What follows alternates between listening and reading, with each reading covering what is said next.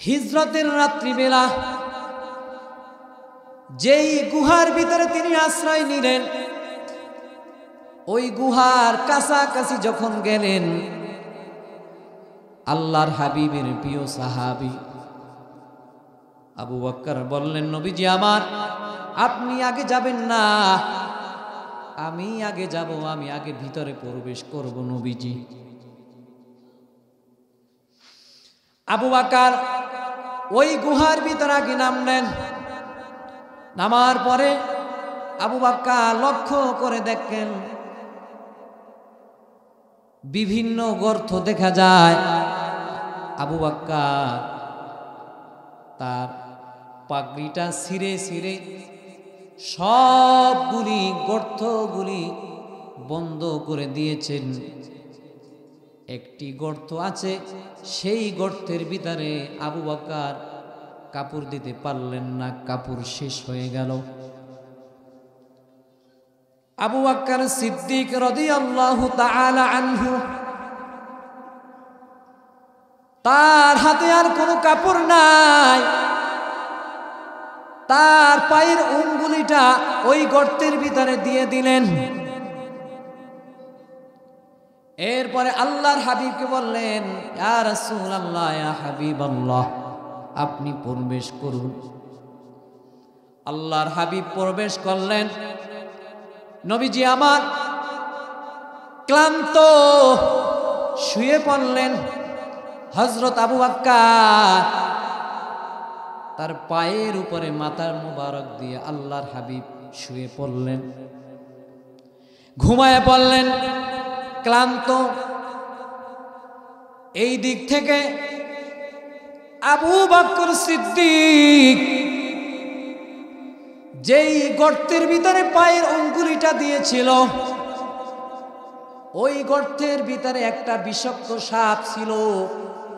ওই সাপটা আবু বকরকে দংশন করলো, কামড় দিল। কামড়টি দেওয়ার সাথে সাথে আবু বকরের শরীরটা পুরা বিষাক্ত হয়ে গেল, শরীরের ভিতর থেকে ঘাম চলে আসলো। আল্লাহর হাবিব বিশ্রাম নিচ্ছেন। আবু বকর সিদ্দিক রাদিয়াল্লাহু তাআলা আনহু তার চোখ থেকে এক ফোঁটা পানি আল্লাহর হাবিবের ফেইজের উপরে পড়ল। আল্লাহর হাবিব সাথে সাথে তিনি চোখটা খুললেন। চোখটা খোলার পরে আল্লাহর হাবিব ডাকলেন, আবু বকর সিদ্দিক রাদিয়াল্লাহু তাআলা আনহু। তার চেহারাটা মলিন হয়ে গেল। আল্লাহর হাবিব বুঝতে পারলেন, পাটা টান দিলেন, যেইখানে আঘাত করলেন আল্লাহর হাবিব ওই জায়গায় তার থুতু মোবারক লাগিয়ে দিলেন। আল্লাহর হাবিব থুতু মোবারক দিতে দেরি করলেন, কিন্তু হযরত আবু বকরের শরীর থেকে বিষটা আল্লাহ পাক দূর করে দিলেন। ভিতর থেকে বিষাক্ত একটি সাপ বের হয়ে গেল। আল্লাহর হাবিব বললেন, ও সাপ, আহাম্মক, তুমি কেন কামড় দিলা? সাপটির জবান খুলল। সাপটি বলল, ইয়া রাসূলুল্লাহ, ইয়া হাবিবাল্লাহ, আপনাকে দেখার জন্য একদিন নয়, 2 দিন নয়, হাজার হাজার বছর আমি এই জায়গায় অপেক্ষা করেছি। ইয়া রাসূলুল্লাহ, ইয়া হাবিবাল্লাহ, আমি বিভিন্ন ঘর করেছি, আপনার আবু বকর সব ঘর অথবা গর্তগুলি মেরে দিয়েছে, একটি জায়গা হয়তো বা দিতে পারে নাই নবীজি, এই জন্যই আমি তাকে দংশন করেছি, কামড় দিয়েছি। তবে ইচ্ছা করে দেই নাই নবীজি, একমাত্র আপনাকে দেখার জন্য আমি তাকে কামড় দিয়েছি।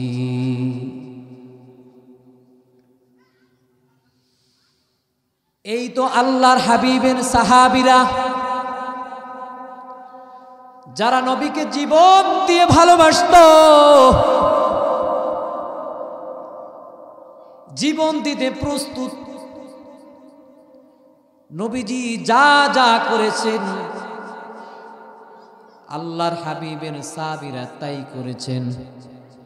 লাখো কোটি দরুদ ও সালাম সাইয়্যিদুল মুরসালিন, ইমামুল মুরসালিন, খাতামুন নবিয়্যিন, হাবিবে কিবরিয়া, আশরাফুল আম্বিয়া, হাবিবে কাউসার, আফতানে নবুওয়াত, শাহনশাহে রিসালাত, নূরে মুজাসসাম, নূরুন আলা নূর, মুহাম্মাদুর রাসূলুল্লাহ সাল্লাল্লাহু আলাইহি ওয়াসাল্লামের উপর যে আল্লাহ পাক বিনা দরখাস্তে নবী আলাইহিস সালাতু ওয়াস সালামের উম্মত হয়ে পৃথিবীতে আগমন করতে পেরেছি। এজন্য আমরা আরেকটি বার শুকরাতান বলি আলহামদুলিল্লাহ। এই পৃথিবীতে সকল সৃষ্টির শ্রেষ্ঠত্ব হচ্ছে মানুষ। মানুষের ভিতরে শ্রেষ্ঠত্ব দিয়েছেন নবী রাসূলদেরকে। নবী রাসূলদের ভিতর থেকে শ্রেষ্ঠত্ব দিয়েছেন অসংখ্য নবীদের ভিতর থেকে মাত্র 25 জন নবীকে। এই 25 জন নবীর ভিতর থেকে শ্রেষ্ঠত্ব দিয়েছেন উলুল আজমি মিনার রসুল 4 জন নবীকে। এই 4 জন নবীর ভিতর থেকে শ্রেষ্ঠত্ব দিয়েছেন আখিরি নবী, হায়াতুন নবী, জিন্দা নবী আমার, নূর নবীজি আমার, মুহাম্মাদুর রাসূলুল্লাহ সাল্লাল্লাহু আলাইহি ওয়াসাল্লাম।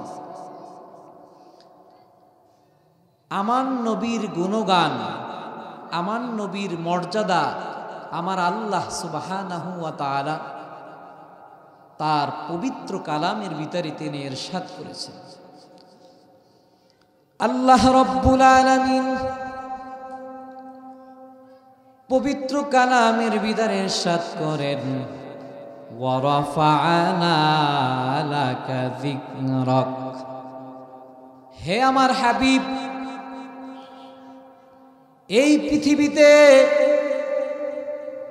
যত নবী রাসূলগণ এসেছেন সব নবীর ভিতর থেকে আমি আল্লাহ আপনার মর্যাদা সবার থেকে আমি আল্লাহ বেশি দান করেছি। কেমন মর্যাদা? আল্লাহর হাবিব বলেন, এই পৃথিবীতে যত নবীর এসেছেন সব নবীর মর্যাদা যদি এক পালায় রাখা হয় আর আমার নবীর মর্যাদা যদি অন্য পালায় রাখা হয়, সব থেকে আমার নবীর মর্যাদার পালাটাই আল্লাহ পাক ভারী করে দিবে। আল্লাহর হাবিব প্যারা নবীজি আমার, নূর নবীজি আমার, মুহাম্মাদুর রাসূলুল্লাহ সাল্লাল্লাহু আলাইহি ওয়াসাল্লাম, তার সাথে যারা চলাফেরা করেছেন অর্থাৎ সাহাবায়ে কেরাম, তাদের ব্যাপারে আল্লাহর হাবিব বলেন, সাহাবীরা হচ্ছে আকাশের তারকার মতন ছিটানো। যেমন উপরে যদি তারকা থাকে, সারা পৃথিবীর মানুষ যেইখানে থাকুক না কেন ওই তারকাটা ওই জায়গা থেকেই দেখা যাবে। ঠিক তেমনি ভাবে আল্লাহর হাবিবের প্রিয় সাহাবী হযরত আবু বকর সিদ্দিক রাদিয়াল্লাহু তাআলা আনহু এবং হযরত ওমর, এই দুইজন সাহাবী, এদের মর্যাদা সকল সাহাবীদের ভিতর থেকে মর্যাদা বেশি। যেমন মা আয়েশা সিদ্দিকা রাদিয়াল্লাহু তাআলা আনহা, তিনি একদিন প্রশ্ন করলেন, ইয়া রাসূলুল্লাহ, ইয়া হাবিবাল্লাহ, এই পৃথিবীতে এমন কোন আপনার কোন উম্মত আছে নাকি যেমনি ভাবে ওই আকাশে তারকা দেখা যায়, অসংখ্য তারকা, যেইটা গুণে শেষ করা যাবে না, ওই পরিমাণ কোন আপনার উম্মত আছে নাকি যার আমল নামায় এত বেশি নেকি, যেই নেকি গুণে শেষ করা যাবে না, ওই রকমের কোন আপনার উম্মত আছে নাকি? আল্লাহর হাবিব বলেন, ও আয়েশা, অবশ্যই আছে। মা আয়েশা বললেন, কে? আল্লাহর হাবিব বললেন, ও আয়েশা, আমার প্রিয় সাহাবী হযরত ওমর ইবনুল খাত্তাব রাদিয়াল্লাহু তাআলা আনহু, যার আমল নামায় আমার আল্লাহ এত পরিমাণ নেক দিয়েছেন, যেই নেক দুনিয়ার কোনো মানুষ লেখে অবাং এবং গুনে গুনে শেষ করতে পারবে না। মা আয়েশার মনটা খারাপ হয়ে গেল। তিনি বললেন, ইয়া রাসূলুল্লাহ, ইয়া হাবিবাল্লাহ, আমি তো ভেবেছিলাম মনে হয় আবু বকরের নামটা আপনি বলবেন। আল্লাহর হাবিব বললেন, ও আয়েশা, আবু বকরের নেক আমল আর ওমরের নেক আমল, ওমরের সারা জীবনের যদি নেক আমল গুনি এক পালায় রাখা হয়, আর আমার আবু বকরের যদি ওই হিজরতের রাতের এক রাতের যদি নেক আমল যদি এক পালায় রাখা হয়, অবশ্যই আমার আবু বকরের পালাটাই ভারী হয়ে যাবে। এই আবু বকরকে আল্লাহর হাবিবের প্রিয় সাহাবী হযরত আবু বকর সিদ্দিক রাদিয়াল্লাহু তাআলা আনহু, আল্লাহর হাবিব বলেন, মেরাজের রজনীতে যখন যাবেন, আল্লাহর হাবিব তিনি শুনতে পাইলেন জান্নাতের 8টি দরজা থেকে সব দরজা দিয়ে একজনকে ডাক দিবেন আর বলবেন, আসেন আমার ভিতর থেকে আসেন। 8টি দরজাই বলবে, আমার ভিতর থেকে প্রবেশ করেন। ওই ব্যক্তিটাকে, ওই ব্যক্তিটা দুনিয়ার অন্য কোনো মানুষ নয়, ওই ব্যক্তিটা হলো হযরত আবু বকর সিদ্দিক রাদিয়াল্লাহু তাআলা। জান্নাতের 8টি দরজায় তাকে সুসংবাদ জানাবে আর বলবেন, আমার ভিতর থেকে প্রবেশ করেন। এই আবু বকর কেমন সাহাবী! আল্লাহর হাবিব মক্কা থেকে মদিনায় চলে যাবেন, তার সঙ্গী হিজরতের সঙ্গী। গভীর রাত, আল্লাহর হাবিব আবু বকরের বাড়িতে গিয়ে দাঁড়ানো, আস্তে করে একটু নক করলেন। নক করার সাথে সাথে আবু বকর দরজাটা খুলে দিলেন। আল্লাহর হাবিব বললেন, ও আবু বকর, এই গভীর রাত আস্তে করে আমি ডাক দিলাম, তুমি কি রাত্রিবেলা ঘুমাও নাই? আবু বকর ডাক দেয়া বললেন, ইয়া রাসূলুল্লাহ, ইয়া হাবিবাল্লাহ, ও আমার প্যারে নবী, মায়ার নবীজি আমার, যেই দিন আমি শুনেছি আপনার হিজরতের সাথে আপনি আমাকে বানাইবেন, ওই দিনের পর থেকে আমি আবু বকর কখনো আমার শরীরটা বিছানায় লাগাই নাই। আবু বকর সিদ্দিক রাদিয়াল্লাহু তাআলা আনহু তাকে নিয়ে রওনা হলেন। আল্লাহর হাবিব তিনি লক্ষ্য করে দেখলেন, ওই সেই গভীর রাত আল্লাহর হাবিব লক্ষ্য করে দেখলেন হযরত আবু বকর একবার ডানে হাঁটে আর একবার বামে হাঁটে, একবার সামনে হাঁটে আবার পিছনে হাঁটে। আল্লাহর হাবিব বললেন, ও আবু বকর, তুমি একবার ডান দিকে হাঁটো আর একবার বাম দিকে হাঁটো, কারণ কি? আবু বকর বললেন, নবীজি আমার, আমি তো জানি এবং আমি তো শুনেছি দুশমনেরা এই পথে আপনাকে কষ্ট দেওয়ার জন্য বিভিন্ন জায়গায় তারা দাঁড়িয়ে আছেন।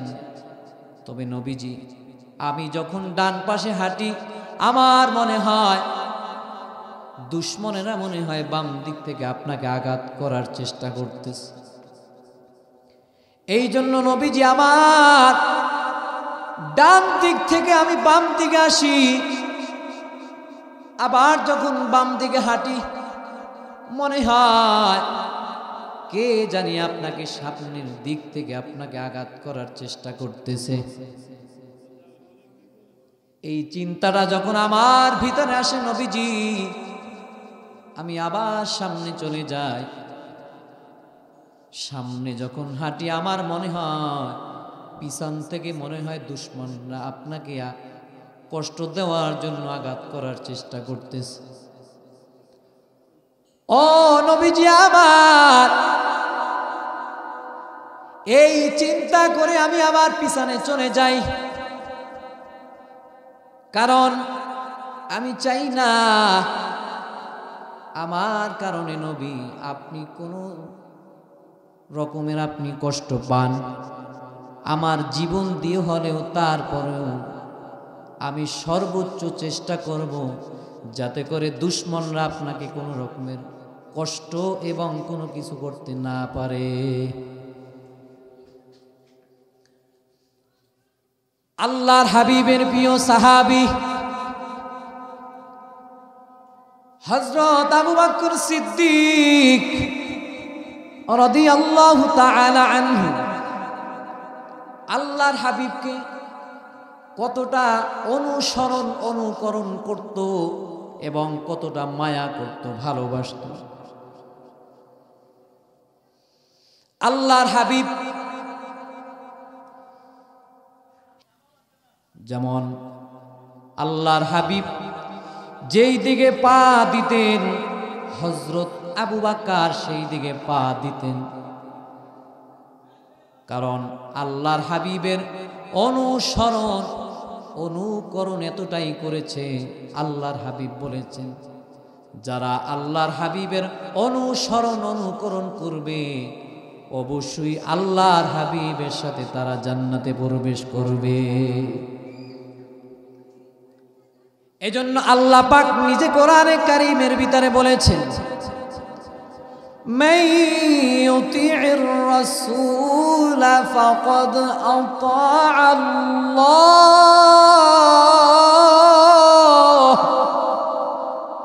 যারা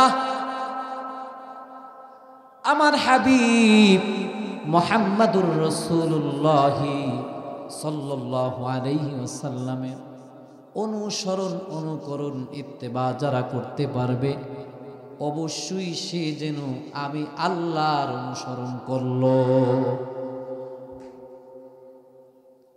অনুসরণ অনুকরণ শুধু মুখে নয়, এটা শুধু জবান দিয়ে হয় না, কাজে কর্ম দিয়ে এটা প্রমাণ হয়। এই জন্য আল্লাহর হাবিবের সাহাবীরা নবীজি যা কিছু করতেন সব কিছু তারা ফলো করতেন। গভীর রাত হোক রাত নাই হোক, যেখানে থাকুক না কেন আল্লাহর হাবিবের ছায়ার তলে তারা সব সময় থাকত। যেমন আল্লাহর হাবিবের আরেকজন সাহাবী হযরত ওমর, যেই আবু বকর ওমর এরা দুনিয়াতে থাকাকালীন জান্নাতের সার্টিফিকেট পেয়েছিল। সার্টিফিকেট পাওয়ার পরেও এরপরেও তারা ওই আখিরাতের কথা চিন্তা করেছেন, অন্তরের ভিতরে কাঁপছিল। আর আপনি আমি জান্নাত তো দূরে কথা, জান্নাতের সার্টিফিকেট তো দূরে কথা, গুনাহ করতে করতে অন্তরটারে কালো বানাইয়া ফেলেছি।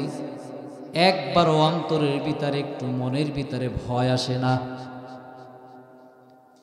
এই তো সেই ওমর, আল্লাহর হাবিবের সাহাবী হযরত হুযায়ফা রাদিয়াল্লাহু তাআলা, আল্লাহর হাবিব তার কাছে মুনাফিকের লিস্টটা দিলেন। যখনই ওমর জানতে পারল আল্লাহর হাবিব মুনাফিকের লিস্টটা হুযায়ফার কাছে দিয়েছেন, জানার সাথে সাথে হযরত হুযায়ফার দরবারে চলে গেলেন ওমর, গিয়ে বললেন, ও ভাই, আমি শুনেছি, যতটুক জানতে পেরেছি রে ভাই, শুনলাম আপনার কাছে নাকি আল্লাহর হাবিব মুনাফিকের লিস্টটা দিয়েছেন। ও হুযায়ফা,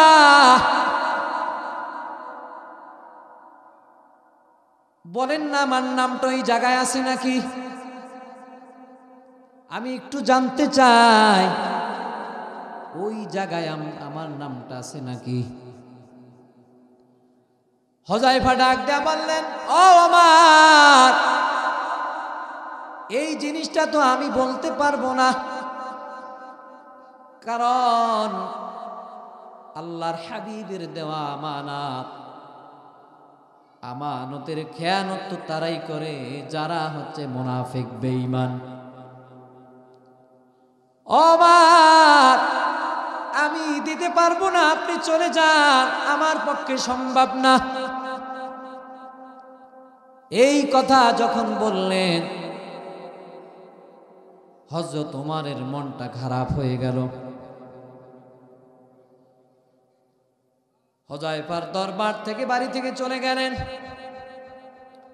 ওমরের ভিতরে এক একটা চিন্তা চেতনা জাগতেছেন, মনে হয় আমার নামটা মুনাফিকের লিস্টে আছে। একটার পরে একটা চিন্তা তার মাথার ভিতরে কাজ করতেছেন। গভীর রাত হয়ে গেল, হালকা হালকা বৃষ্টি পড়তেছে। হুযায়ফার চোখে কোনো ঘুম নাই, ওমর আর চোখে কোনো ঘুম নাই। ওদিকে হুযায়ফার কাছে আমানত, আর এই দিকে ওমর চিন্তার কারণে কোনো ঘুম নাই। হযরত ওমর তিনি চলে গেলেন হুযায়ফার কাছে। গভীর রাত, ছোট্ট করে ডাক দিয়া বললেন, ও ভাই,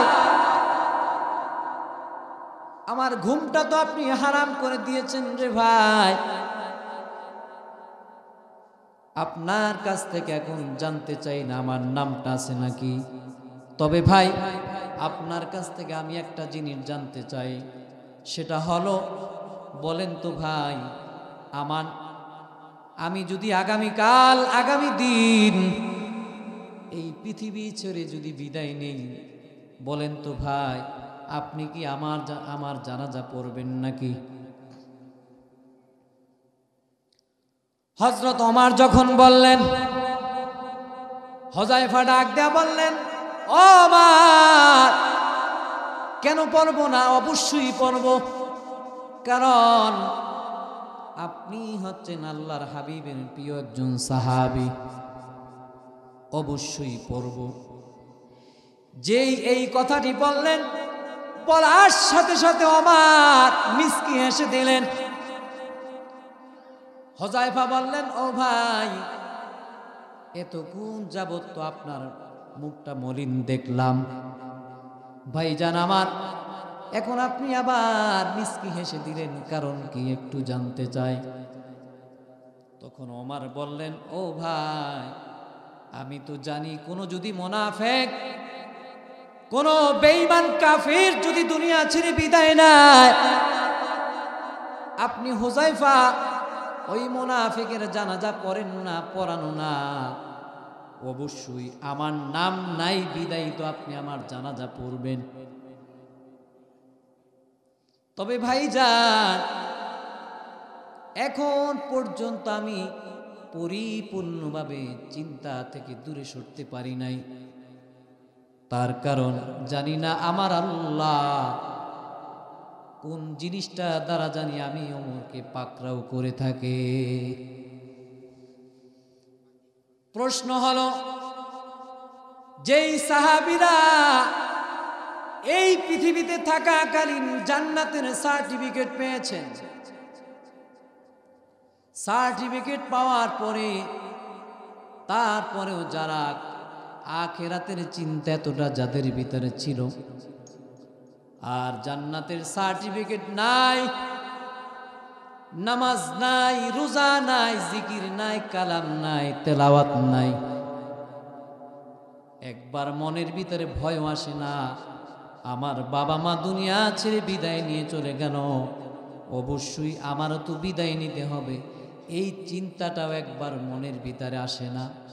তার কারণ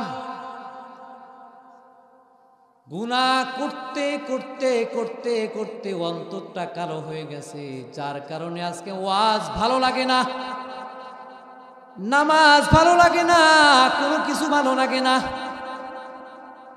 তার ডাইরেক্ট দলিল, ওয়াজ চলতেছে, কত সুন্দর জান্নাতি বাগান তৈরি করেছে, অথচ দোকানের ভিতরে ঘোরাফেরা করতেছেন। আল্লাহর কোরআনের কথা হচ্ছে, আল্লাহর হাবিবের সম্মান নিয়ে কথা হচ্ছে, শোনার পরে একবারও ভয় আসে না, যাই যাই ওইখানে গিয়ে কথা শুনি। তার কারণ মনের ভিতরে সেই ভয় অনুভূতি নাই, তার কারণ গুনাহ করতে করতে অন্তরটা একেবারে নষ্ট হয়ে গেছে। অথচ আল্লাহর হাবিবের প্রিয় সাহাবী হযরত ওসমান, যিনি জিন্নুরাইন ছিলেন, যখনই কবর দেখত হযরত ওসমান কান্না করে দিতেন। তার কারণ একটাই, তিনি বলতেন, এইটাই তো আমাদের প্রথম স্টেশন, আমাদের প্রথম জায়গা, এই জায়গায় যদি একবার ধরা পড়ে যায়, অবশ্যই আমি ওসমানকেও খাতিল করে ছেড়ে দিবে না। আমার ভাইয়েরা, আল্লাহর হাবিব আখিরি নবী, নূর নবীজি আমার মুহাম্মাদুর রাসূলুল্লাহ সাল্লাল্লাহু আলাইহি ওয়াসাল্লামের যারা অনুসরণ অনুকরণ করতে পারবে, অবশ্যই আমার আল্লাহ তার জন্য জান্নাতটা ওয়াজিব করে রেখেছেন। শেষ কথা,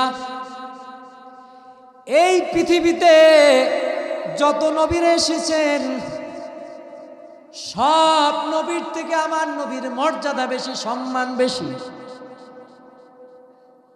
তার কারণ আমার নবী হচ্ছে ইমামুল মুরসালিন, খাতামুন নবিয়্যিন, আখিরি নবী মুহাম্মাদুর রাসূলুল্লাহ সাল্লাল্লাহু আলাইহি ওয়াসাল্লাম। তবে আজকে দুঃখ লাগে, অনেকে বলে নবীজি নাকি আমাদের মতন মানুষ, সাধারণ মানুষ। আপনাদের কাছে প্রশ্ন, আপনার ঘুম আর আমার নবীর ঘুম এক রকমের ছিল না। আপনি যখন ঘুমান আপনার প্রথম চোখে ঘুম আসে, চোখের ভিতরে ঘুম আসে, এরপরে মাথায় পুরা শরীরটার ভিতরে ঘুম চলে আসে, আপনার কোনো কিছুই খেয়াল থাকে না। কিন্তু আল্লাহর হাবিব তিনি ঘুমাইতেন, কিন্তু তার দেহটা খোলা থাকতো, অন্তরটা খোলা থাকতো। পড়েন আল্লাহু আকবার। তার আমার নবী সাধারণ কেমনে হয়? আমার নবী হচ্ছে শ্রেষ্ঠ নবী মুহাম্মাদুর রাসূলুল্লাহ সাল্লাল্লাহু আলাইহি ওয়াসাল্লাম। আল্লাহ পাক আপনাকে আমাকে আল্লাহ পাকের হুকুম বিধান এবং আল্লাহর হাবিবের অনুসরণ অনুকরণ পরিপূর্ণভাবে করতে পারি, মানতে পারি। আল্লাহ পাক তৌফিক দান করুন। সকলে বলে আমিন। ওয়া আখির দাওয়ানা আনিল হামদুলিল্লাহি রাব্বিল আলামিন।